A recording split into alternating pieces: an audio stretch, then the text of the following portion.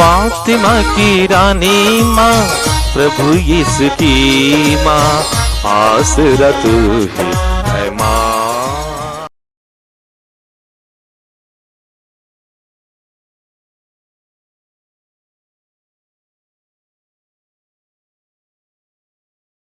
पहला पाठ गणना ग्रंथ अध्याय 11 पद संख्याएं 4 से 15 तक।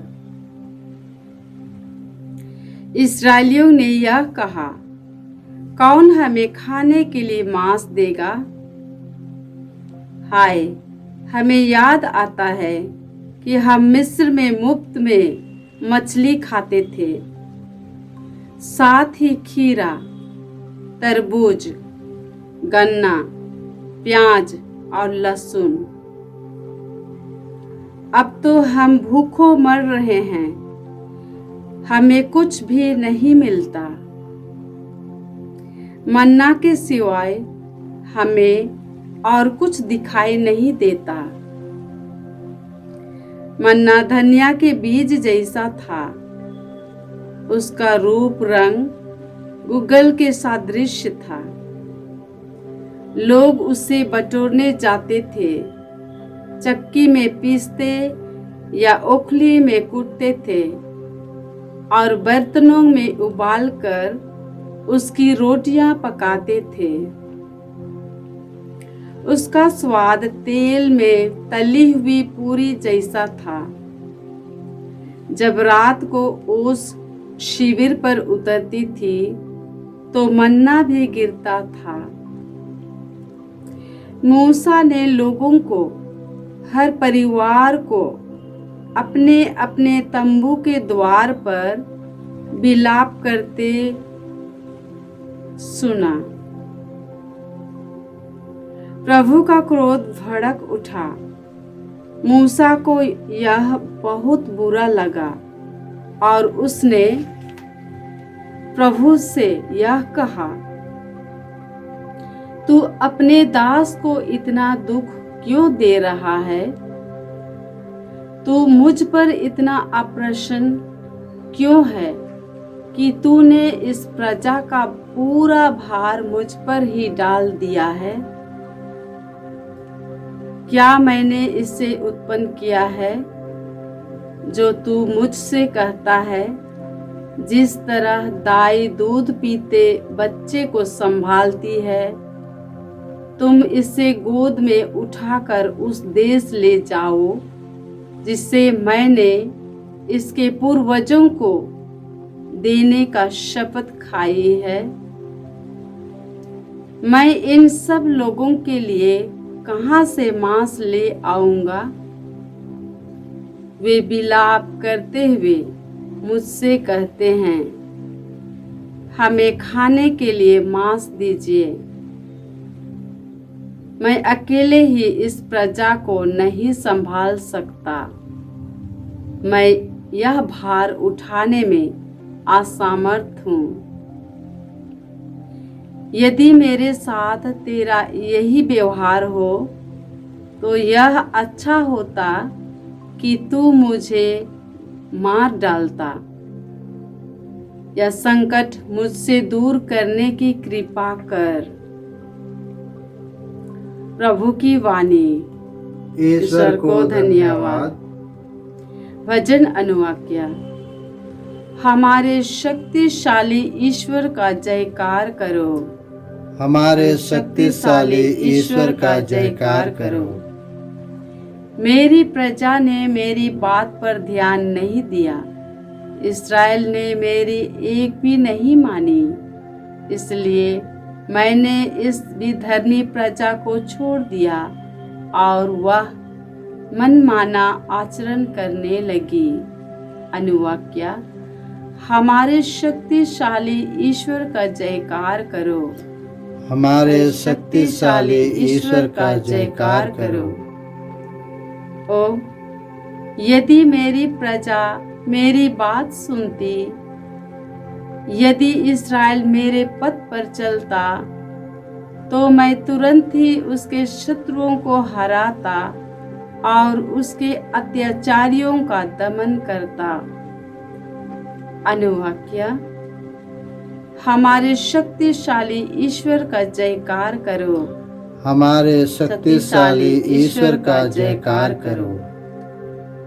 तब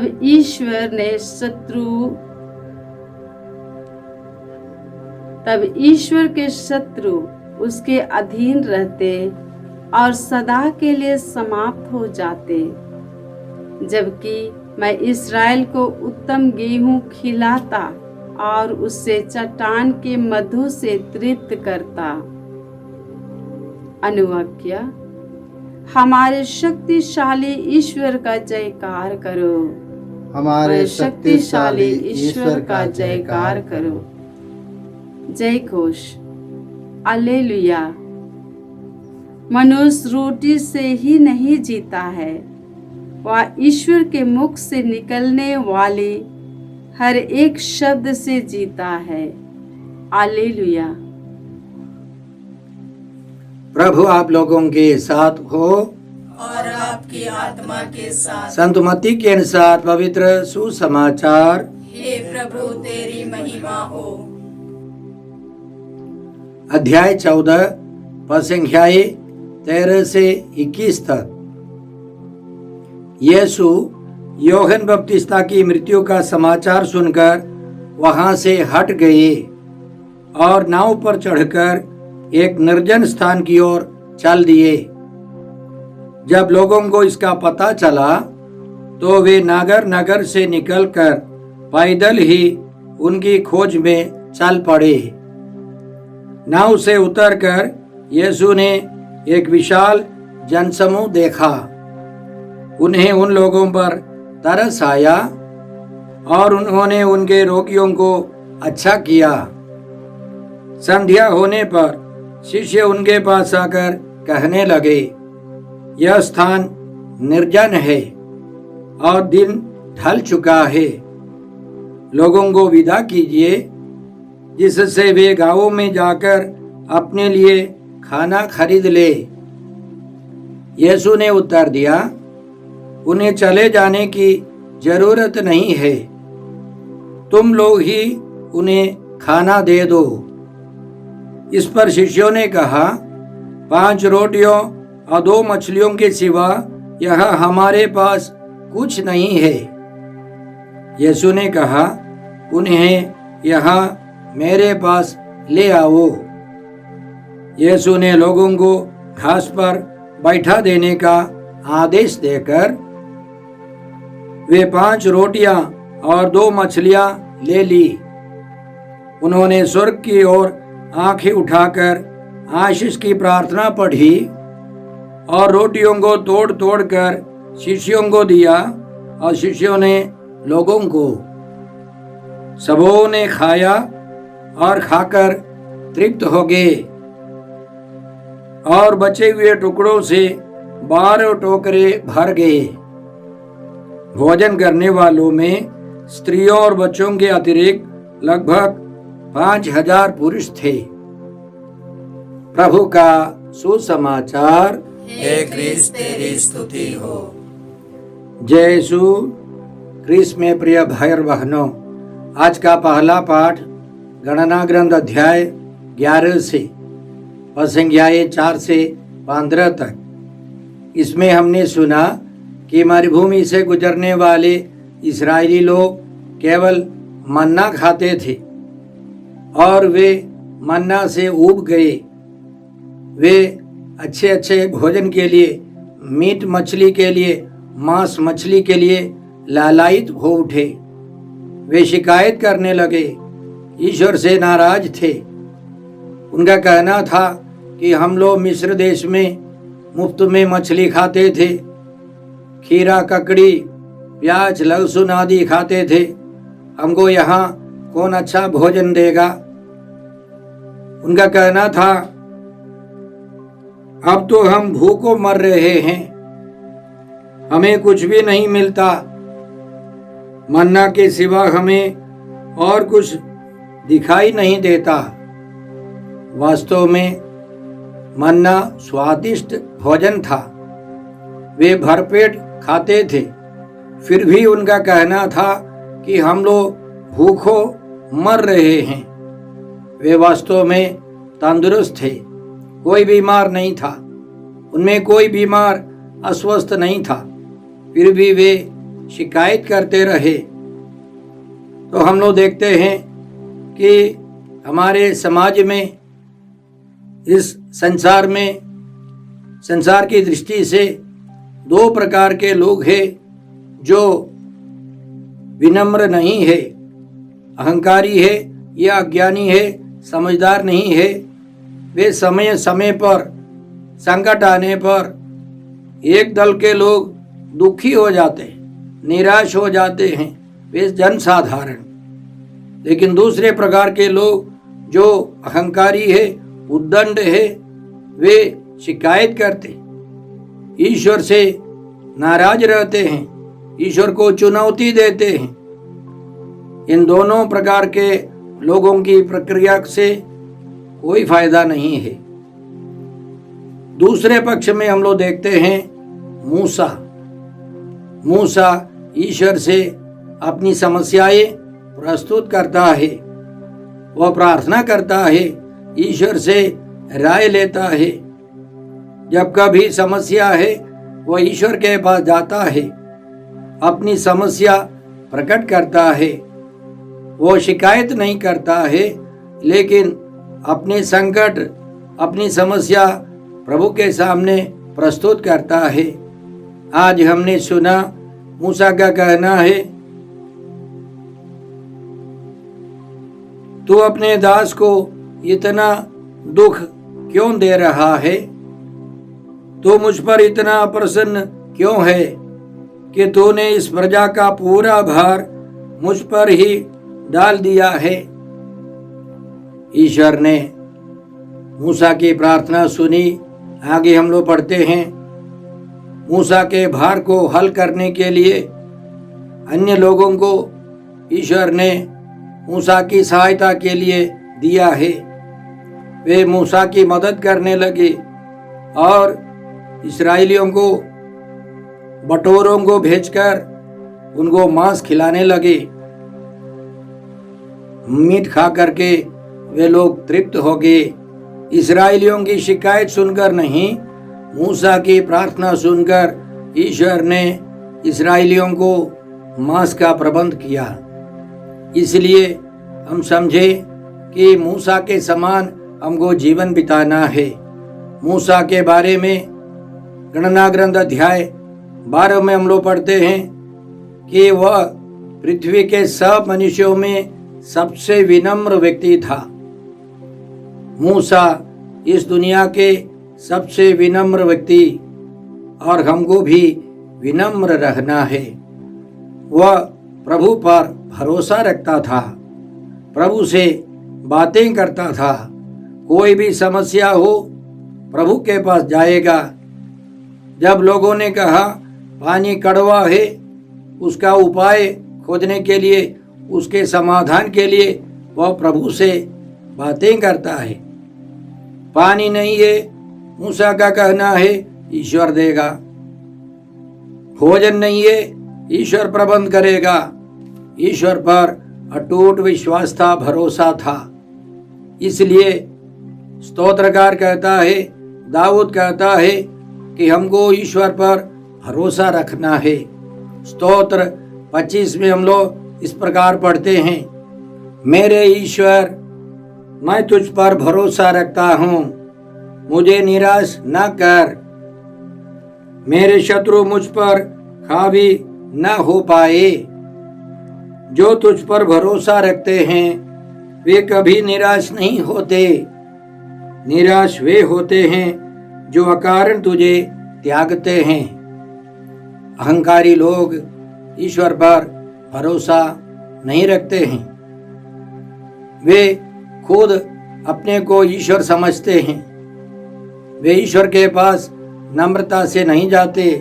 ईश्वर पर भरोसा नहीं है, ईश्वर पर विश्वास नहीं है, इसलिए वे निराश, हताश हो जाते हैं। उनका जीवन बर्बाद हो जाता है।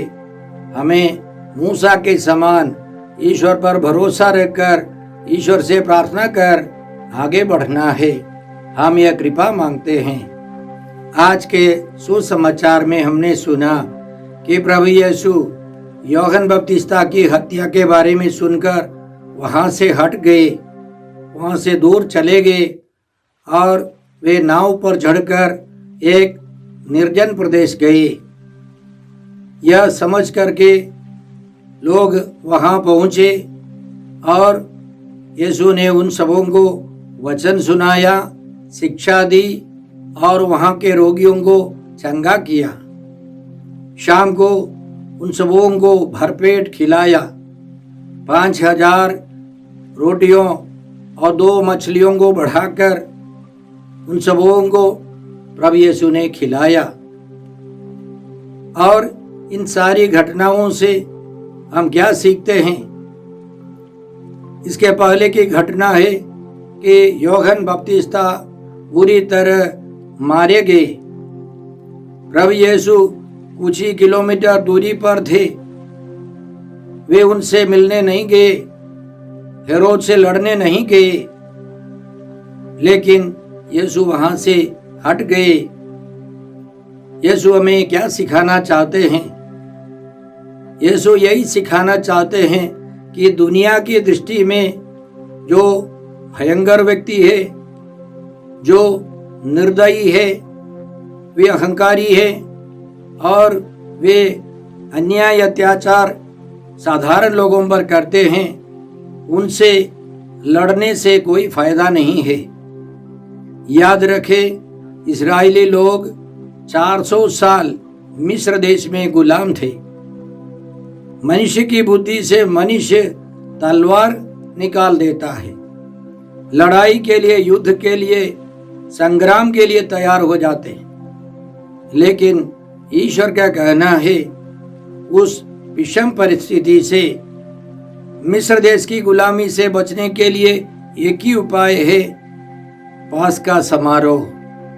पास्का पर्व के अंतिम में उनको ईश्वर की आराधना करनी है। पास्का बलि भोज के बाद ईश्वर की आराधना है और उससे वे सब इस्राएली लोग बच गए। उसी विचारधारा के अनुसार यीशु हमको सिखाते हैं कि अन्याय अत्याचार के सामने तलवार उठाने से, तोप तलवार से, बंदूक से हम लोग इस दुनिया में ईश्वर का राज्य नहीं ला सकते हैं।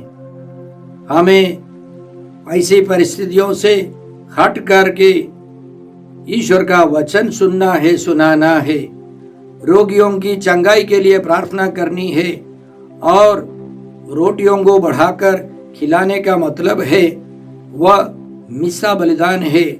परम प्रसाद की स्थापना यीशु करने वाले हैं। इसलिए प्रभु यीशु ने 5,000 पुरुषों को खिलाया, उससे ज्यादा महिलाओं को, बच्चों को सब खिलाया। और अगले अध्याय में, मत्ती के सुसमाचार अध्याय 15 में हम लोग पढ़ते हैं, गैर यहूदी इलाके में जाकर प्रभु यीशु ने 4,000 पुरुषों को, महिलाओं को, अन्य बच्चों को सब खिलाया। यहूदियों को और गैर यहूदियों को प्रभु यीशु रोटियों को बढ़ाकर खिलाते हैं। संत यूहन्ना के सुसमाचार अध्याय 6 में हम लोग पढ़ते हैं कि रोटियों को बढ़ाकर खिलाने के बाद दूसरे दिन प्रभु यीशु अपना लक्ष्य बताते हैं। लोगों को सिखाते हुए उनका कहना था, जीवन की रोटी मैं हूं। जीवन की रोटी यीशु है। तुम्हारे पूर्वजों ने मरुभूमि में मन्ना खाया, फिर भी वे मर गए। मैं जिस रोटी के विषय में कहता हूं वह स्वर्ग से उतरती है और जो उसे खाता है वह नहीं मरता। स्वर्ग से उतरी हुई वह जीवंत रोटी मैं हूं। यदि कोई वह रोटी खाएगा तो वह सदा जीवित रहेगा। जो रोटी मैं दूंगा वह संसार के जीवन के लिए अर्पित मेरा मांस है। जो मेरा मांस खाता और मेरा रक्त पीता है उसे अनंत जीवन प्राप्त है और मैं उसे अंतिम दिन पुनर्जीवित कर दूंगा, क्योंकि मेरा मांस सच्चा भोजन है और मेरा रक्त सच्चा पेय। तो प्रभु यीशु एक तरीका हमको सिखाते हैं इस दुनिया में जीने के लिए, आदर्श जीवन जीने के लिए हमें बुरे लोगों से हटकर प्रार्थना करनी है, वचन पढ़ना है, वचन सुनाना है, दिन दुखियों की सेवा करनी है, साथ साथ प्रभु यीशु के शरीर और लहू को योग्य रीति से स्वीकार कर उनकी आराधना करनी है। पुराने व्यवस्था में पास्का पर्व एक प्रतीक मात्र था, नया पास्का वह प्रभु यीशु है। प्रभु यीशु के द्वारा हम गुलामी से पूर्ण रूप से मुक्त हो जाएंगे।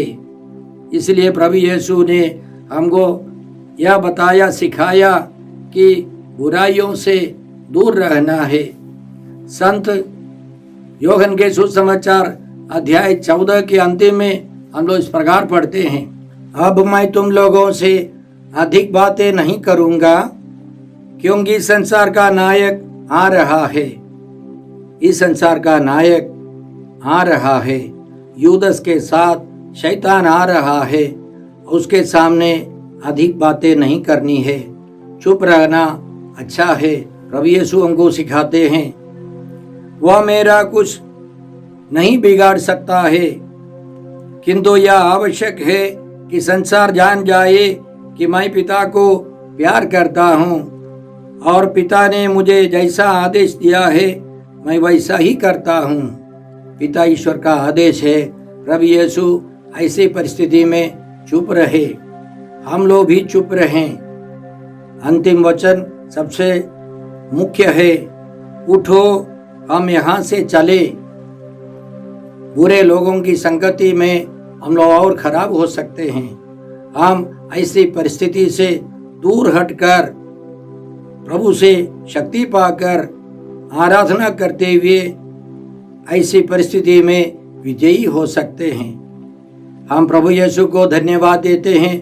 प्रभु ने हमको एक रास्ता दिखाया है, सबसे उत्तम रास्ता दिखाया है। हेरोद के सामने हम विजयी कैसे रह सकते हैं? आइए हम प्रार्थना करते हैं। हे पिता ईश्वर, हे प्रभु यीशु, हे पवित्र आत्मा ईश्वर, आज के सारे पवित्र वचनों के लिए हम तुझे धन्यवाद देते हैं और तुझसे प्रार्थना करते हैं कि हम सब हर परिस्थिति में मूसा के समान विनम्र रहकर उसके समान ईश्वर से प्रार्थना करते रहें। प्रभु यीशु ने जो रास्ता दिखाया है उसी रास्ते पर हम लोग चलते रहें। हम यह प्रार्थना करते हैं प्रभु क्रिस्त के द्वारा। हमारे प्रभु यीशु क्रिस्त की कृपा, ईश्वर का प्रेम और पवित्र आत्मा का साहचर्य आप सबों को प्राप्त हो। आमीन।